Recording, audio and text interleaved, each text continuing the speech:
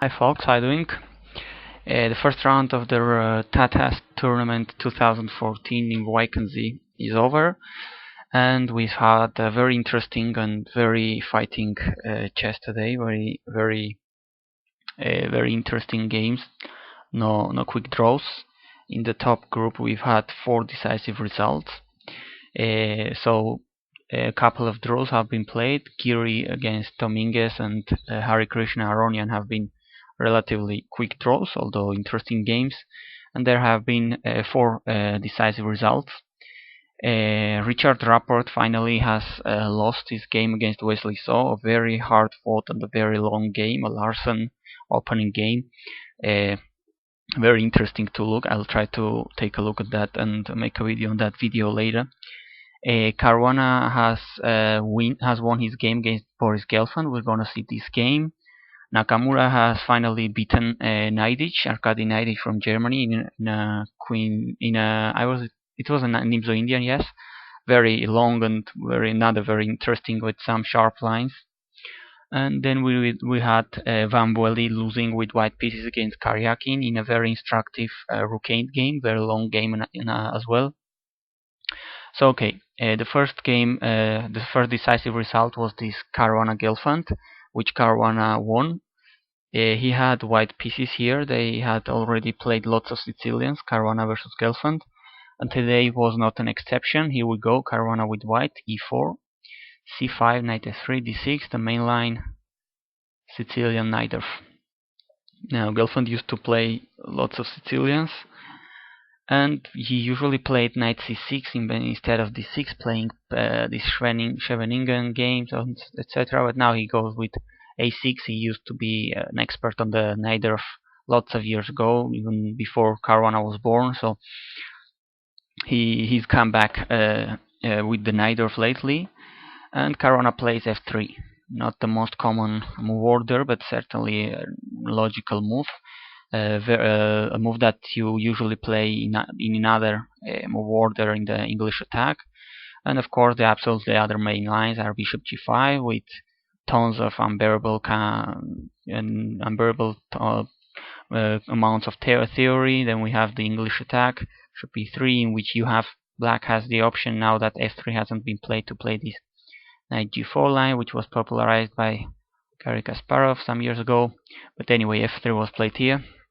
And d5, knight b3, bishop e6, and protecting the square, which is more or less the most important in almost any Najdorf line, this d5 square, which is supposed to be weak, which, well, black has a backward pawn here on d6, and he has to guard this square very much. Now, if white lands with a piece there and protects it well, and it will more or less dominate the position unless black is able to exchange it or not make it at least so powerful. So here a normal move, bishop e3, very logical square to the bishop to develop, and h5. Very interesting at the first sight, very strange move, but it stops one of the main ideas of white when he plays queen d2 long castling to attack the black king, which is normally here with g4. Well, h5 is just not letting white play this g4 and putting a pawn right there in the h5. Also grabbing some space on the king side, which is sometimes usual. Very typical Sicilian move, and a very useful one. Now that white has not these resources available, at least not for the time being, this g4 attack with queen d2, long castle, etc., typical plan, he's going to try to concentrate on the d5 weakness. So he goes ahead to play knight d5, and well, black must take it, because if white just consolidates with c4, etc., this knight is going to be very strong here, and this weakness on d6 is going to be very important for black.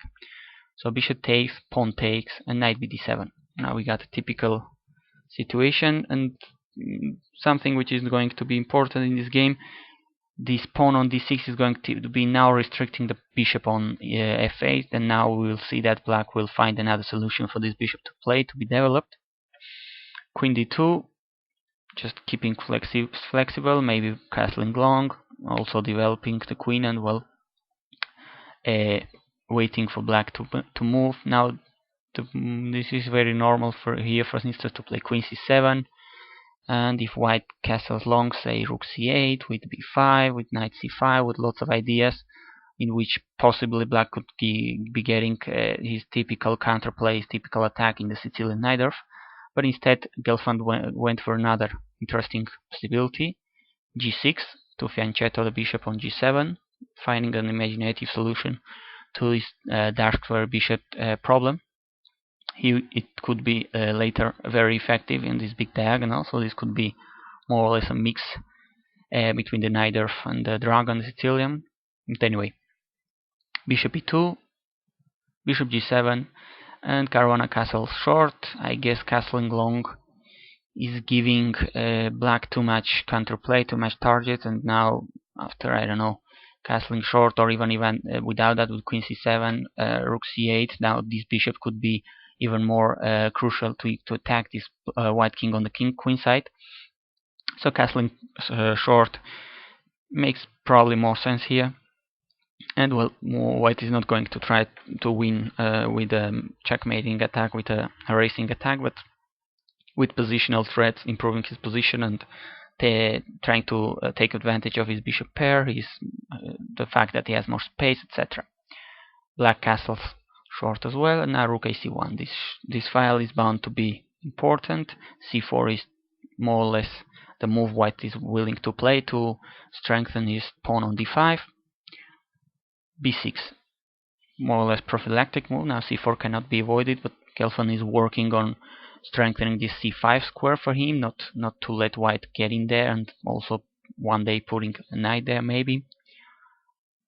h3, maybe waiting move, also giving the possibility to someday maybe playing g4. But anyway, it's just making more or less a waiting move. Now rook e8, and Caruana shows he was going for that. He goes with g4, a very committing and risky move. Now it's opening things up, weakens his own king, but also creates activity, and well, black king could also be vulnerable, so create a double-edged and sharp position. Now both players must be here very careful. You know, both kings are going to be more or less in the air, and lots of pieces still in the board, almost every piece, and this is going to be a very sharp, could be possibly a very double-edged position. Now white takes, and Gelfand plays knight h7 with a very sane and very logical idea to play bishop f6, bishop g5, exchange the dark squared bishop, and then that these dark squares around the white king could be weak squares like f4, g3, h4, e3, etc. If black succeeds to exchange these dark squares for this bishop on e3, then well, the knight and the queen could be possibly very harmful against this king. Caruana doesn't let this happen. He plays g5 straight away, and here is where Gelfand plays a move that Engine says it's a mistake, although the position is still unclear, at least in my humble opinion. He plays f5, and of course Caruana takes en passant, creating a weakness on g6. Instead, there is the possibility of playing e4, creating probably more activity for black pieces. The rook could be active in this e file. The bishop now is in an open diagonal, and well, there are lots of captures, lots of possible move orders here, but maybe black is better here than in the f5 move order, in which white takes, and now this g6 pawn is going to be weak. And something which is more important, it seems that black king is weaker than white one, and Caruana is going to take advantage of that in a very brilliant way, as we will see. Now he plays very precise, rook f2, activating the rook via the second rank. It's going to be attacking black king as well as defending his own. Now bishop g5 is trying to exchange that bishop at all cost. e4 once again, generating lots of complications. For instance, bishop g4 seems natural but wouldn't be that great. Now bishop g4, and now these weaknesses could be important. Instead, knight d4 probably. Well, there are lots of possibilities here. Both kings um, could be in danger, so lots of possibilities here. Interesting game and double-edged position. Instead, bishop g5, and okay, rook g2. Caruana doesn't waste time. He lets black exchange that and improves his position, improves his pieces one by one, and we will see he gets there first. Bishop takes, queen takes, and now knight df8 to give extra protection to the pawn on g6. But as we will see, this black is already in sort of bad position. He's not going to be able to protect his own king, and white is there, as I said first. Now bishop d3. Caruana just improves his position, improves his pieces one by one. Bishop is much better there, attacking the pawn on g6, and also attacking black king's position. Rook a7, giving up the pawn, and well, Caruana doesn't take it, because taking it was creating lots of complications, which could possibly favor black. Don't you forget that white king is also potentially weak. Now taking was there were some interesting forcing lines. Knight takes, rook takes. Now the rook which was on a7, that rook a7 move was interesting to activate. That rook was doing nothing on a8. Now rook g7, the rook cannot move. It's pinned on the king on g1. Queen h6, threatening checkmate, and now black takes, king h8, and now the threat is to put the rook on g8 and win the game on the spot. So king f2, and now black has lots of compensation for the pawn, lots of activity. Queen h4 check, and it seems that the best white has is to try to exchange queens and win this rook and knight endgame with the pawn up, although it seems that black could be defending this. But then because king e2 and suddenly rook g8, and the queen could be a little bit in danger, and white is generating lots of counterplay, lots of activity. Black king is weak. There are his pieces on the king side are very far from the action. So queen e6, I don't know, knight f8, and black has lots of compensation and lots of activity. So Caruana didn't want to go for this. He didn't take that pawn immediately on g6. Instead, he activates this other rook, which was on c1. Now it goes to f1. Very logical, very sensible. Rook f7, bringing that rook from the queen side to the action. But now Caruana goes in with queen h6. Now the pawn is under attack with 3 pieces. And something which is more important, black king is going to be under lots of attack. King h8 was played. And now Caruana is improving his last piece. Now this knight on b3 doesn't have that many squares. He could go only backwards and to d2, and to d2 it goes. Caruana just improves its position.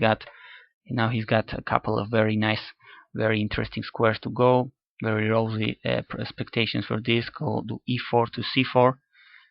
Rook f4 to try to go to h4, but Caruana has lots of pieces around his king. He has improved his pieces, and now he's on time to stop threats, to just capitalize his advantage. Rook g4, and well, Gelfand played b5, at least taking this c4 square from white. Taking on g4 wouldn't have improved his position. Now white has lots of activity, and he's barely keeping things in place.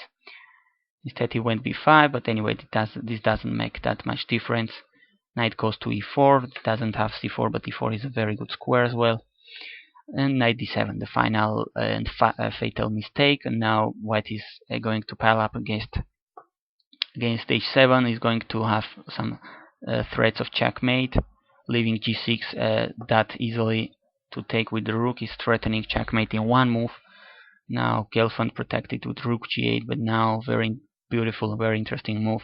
Knight g5, attacking the knight on h7 with 2 pieces, and actually potentially with 3, while this rook has moved. And so here Gelfand resigned, as there is no reasonable way to defend against the checkmate without giving up lots of material.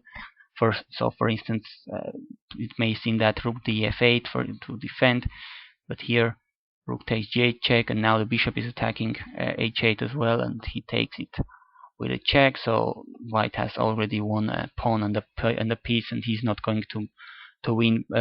He's going to checkmate black actually in a couple of moves. So this was going to be very short. So logically, Gelfand saw all this. He's a super GM, and well, he was absolutely lost, and he resigned the game. So just 30 moves. One of the first games to finish, the first decisive result in this Tata 2014. The very interesting Sicilian battle here between Caruana and Gelfand. Hope you liked the video. Thanks for watching.